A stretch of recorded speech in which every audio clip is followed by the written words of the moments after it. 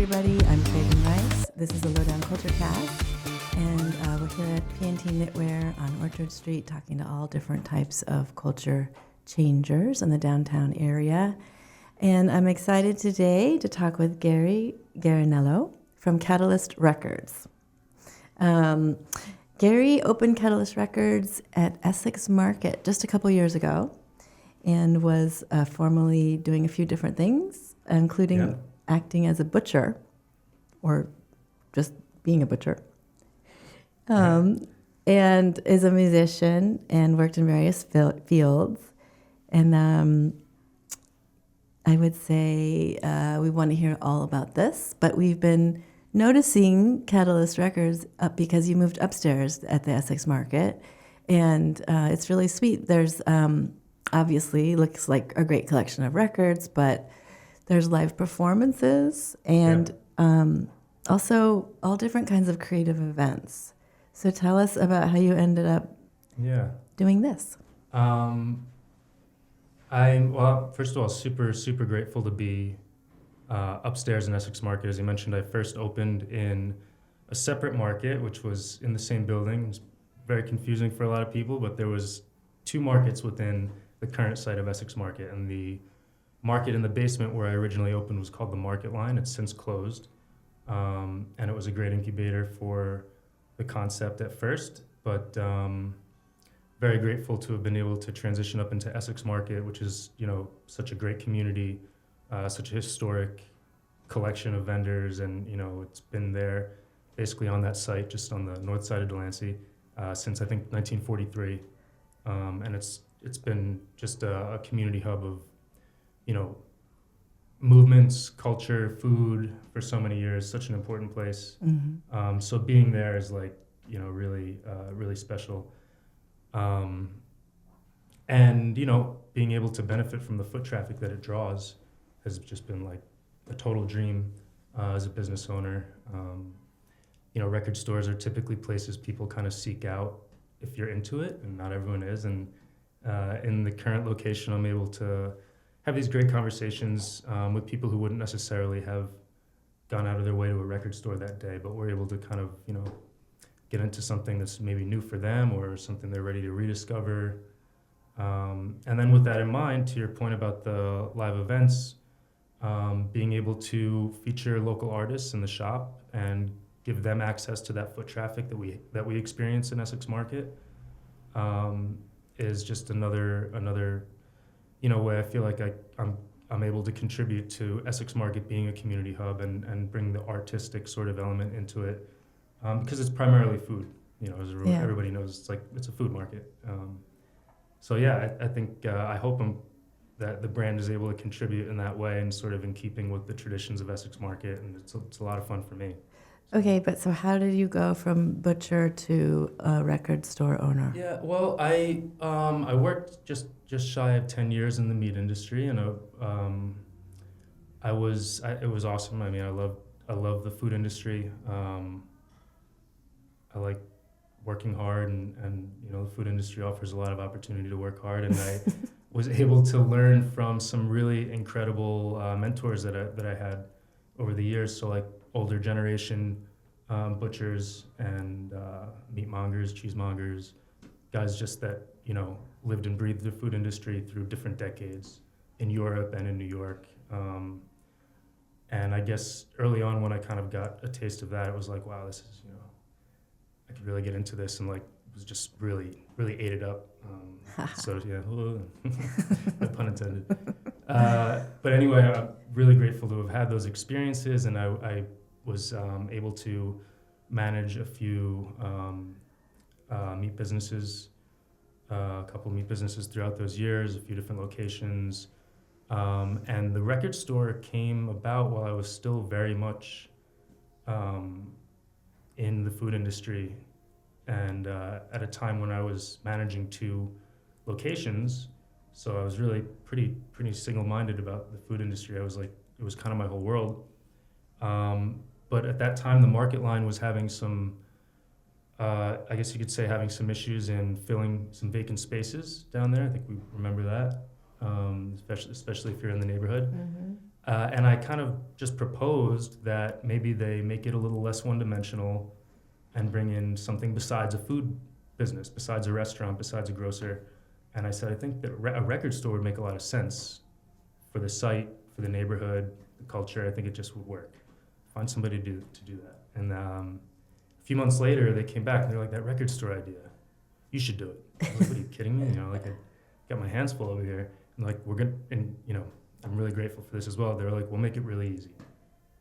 We'll fast track you through a bunch of processes. We'll make it so you can do this on your time. It'll be manageable. We want you open by the end of the year. And, you know, so I thought about it and I spoke with some colleagues who were really helped me sort of wrap my head around it as I was still, you know, operating 2 other shops. A buddy of mine, I made a partner for that first year. He's moved on to something else, but he was really integral in getting it off the ground. And I was able to sort of admin operate this business and curate it and start bringing in events. And I had someone who was able to work in the location. And then I worked 1 or 2 days a week there, and it was kind of a wild year. And ultimately, when I left the meat world, the food industry, I did so without having much of a plan, but I had this business already.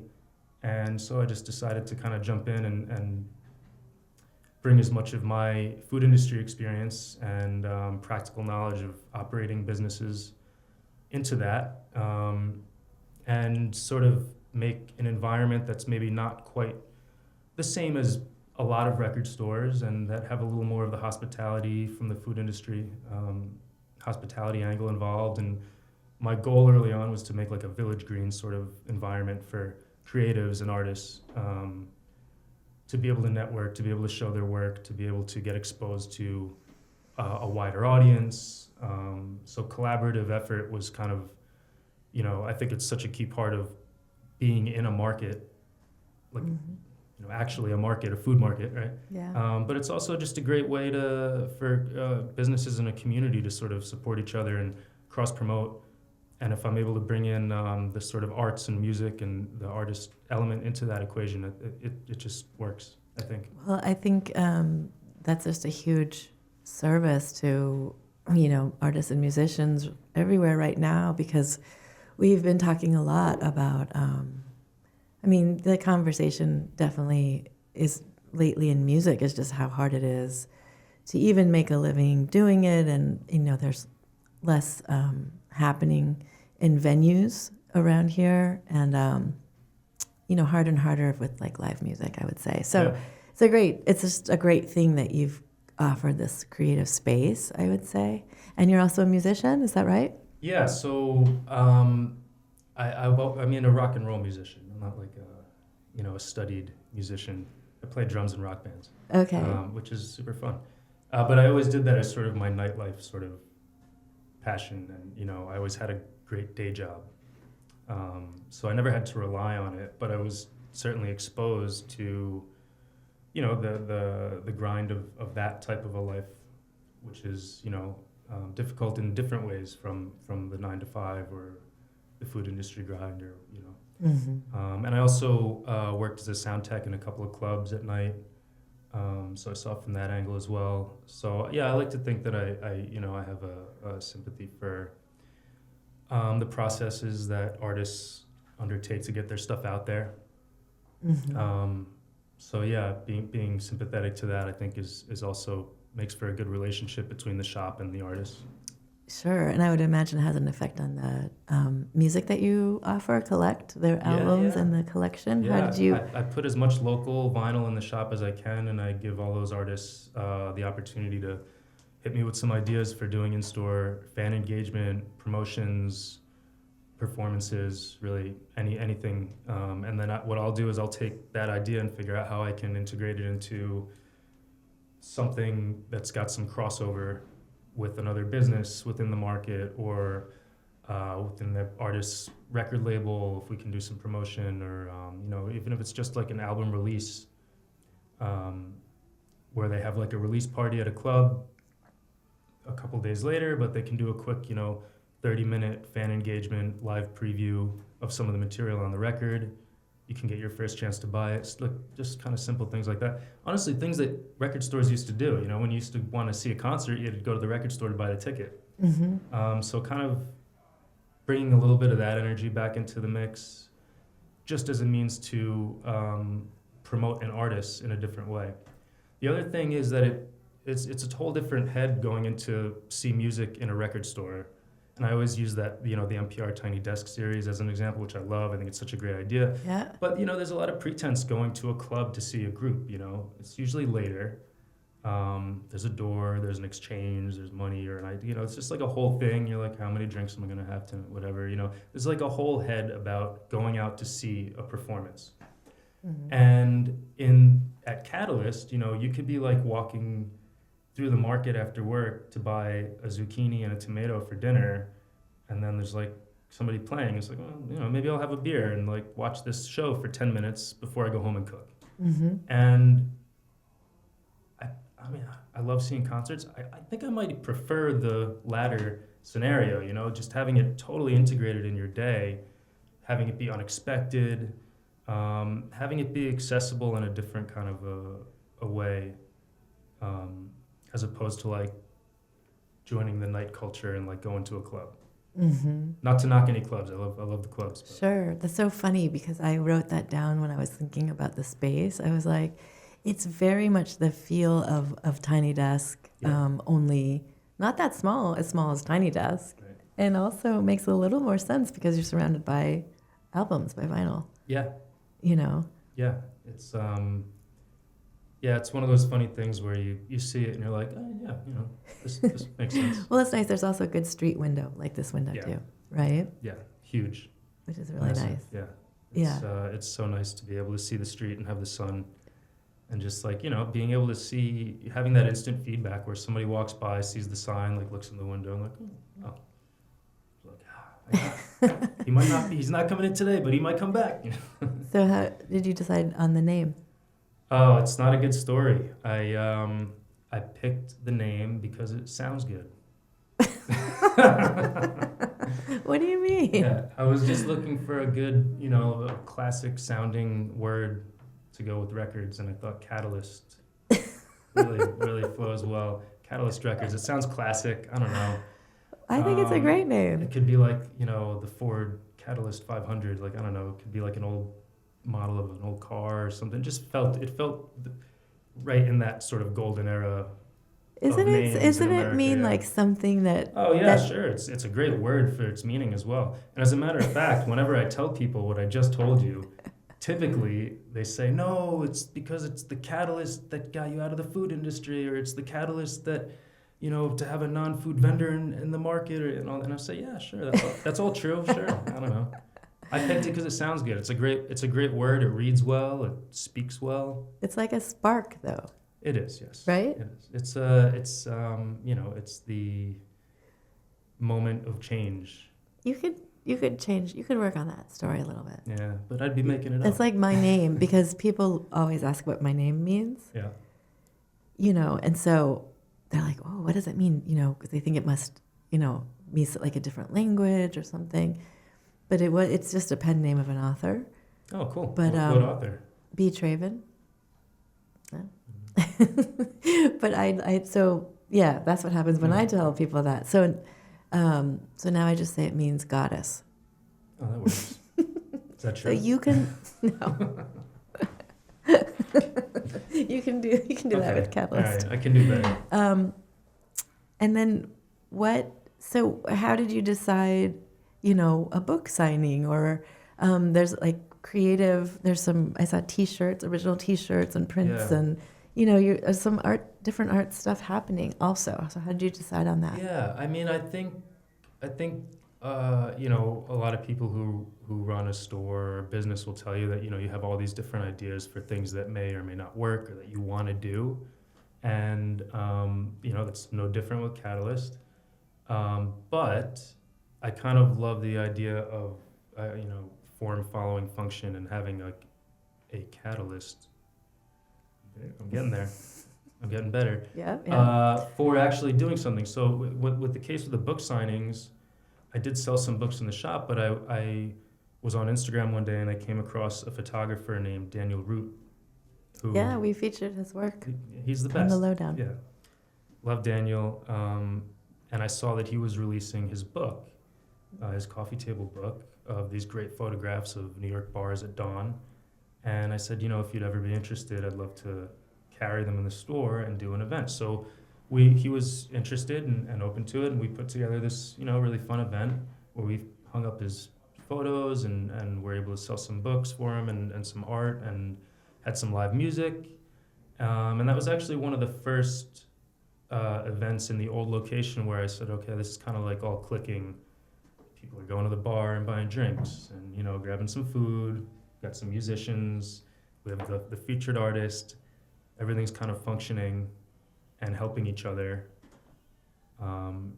So that was an important one. And just basically being open and, I hope connected enough with the neighborhood and the local community of artists that when someone says, I do this, I can be like, ooh, that might work with this, and we can put it together and let's get it on the calendar. And Yeah, and you were saying it looked like there was a collaboration with 8 Ball Radio, but now you're doing kind of your own. 8 Ball Radio has been great. We were doing broadcasts once a month, probably for like a year. And basically the system was we'd feature an artist for a live performance. We would put it on their web-based radio station, so they broadcast live from the shop. We'd have a artist perform, then an interview with the artist on the air with the host, and then they would play out the last of their set, and then we'd turn it over to a couple of DJs, and they would finish out the rest of the hour.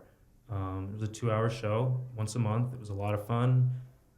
Generated some great in-store buzz. People were, just something else to grab onto besides just like, oh, you sell stuff, cool. Mm-hmm. And it got these artists this great, press and publicity, and this really great symbiotic sort of system we had. I'm now working with a podcast called Notes from an Artist, and that's Tom Simioli and David Gross, two really amazing musicians, bass players, who have this great show where they basically pick a great artist, they sit down with their instruments and they talk about it, and so we're sort of doing something similar to the 8 Ball concept where we're featuring an artist in a performance and then do a quick reset with a couple of chairs and they do an interview. So that's a lot of fun. We did our first one the 1st of November. We have another one coming up December 6th. Nice. Yeah, tell us what else you have coming up. Oh, there's a killer mixtape style vinyl subscription service out of LA called Vinyl Moon. Mm-hmm. It's like an incredible thing that this guy Brandon is doing with vinyl, interactive packaging and art and all this great stuff. And we're going to be doing a special in the shop where if you subscribe to this service in the shop, you walk out with a free record. So we're going to launch that, and the owner of the company, Brandon, is actually going to be in the store DJing to promote it. Nice. And then we're probably going to be doing that on a monthly basis and featuring some of the artists that are on his vinyl mixtapes. Uh-huh. That's super, super fun. Very excited about that collaboration. Great. And so what's your sort of looking down the road, your ideal of how things evolve and like what you hope, where they go in the future? Well, at the core, I want to have great records for decent prices, and I want people to buy them.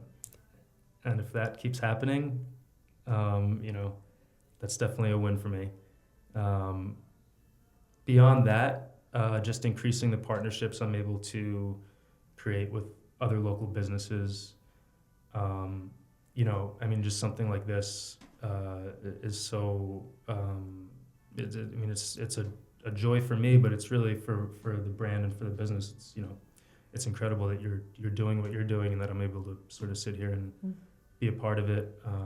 Bob Krasner, the fantastic photographer and photojournalist, doing a write-up about us recently.